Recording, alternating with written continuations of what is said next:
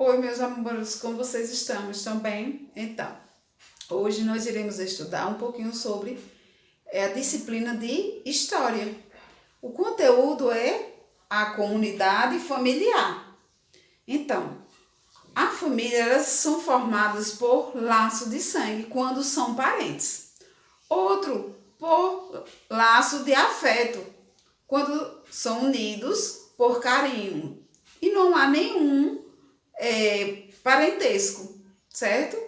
Então, essas famílias são formadas por laço de sangue, vai crescendo. Vamos lá ver o exemplo aqui.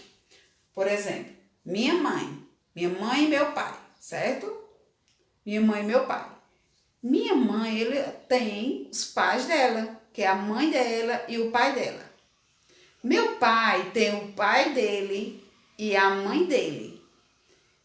Eles se casaram, meu pai com a minha mãe, certo? Então eles tiveram filhos, somos nós, 5 filhos.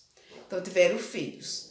Esses filhos já tiveram filhos também. Então os meus filhos são netos dos meus pais. E eu sou neta dos pais, dos meus pais e dos pais da minha mãe. Então olha, aí os meus filhos, que são netos dos meus pais, eles irão casar e terão filhos. E assim vai crescendo, certo? E assim vai crescendo. Já os meus irmãos, eles são o que dos meus filhos? Tios. Eu sou tia dos filhos dos meus irmãos e os meus irmãos são tios ou tias dos meus filhos, certo?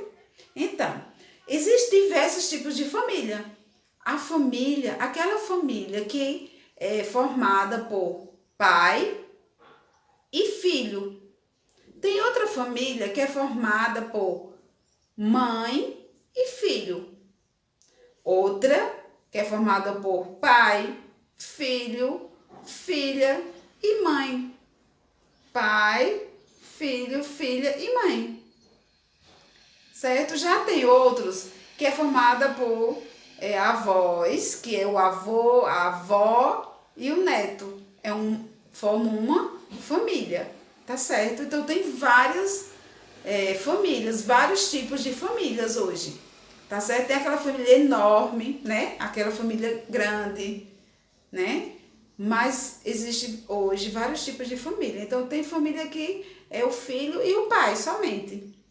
É uma família. Tem outras que é os avós, né? O neto com os avós, tá certo? E assim vai formando famílias, respeitando um ao outro, né? Temos que respeitar, tá certo? Então tem várias famílias, certo? Hoje. Então a sua, como é que é a sua família? Tá bom? Então faça a sua atividade bem bonitinha, tá bom? Tchau.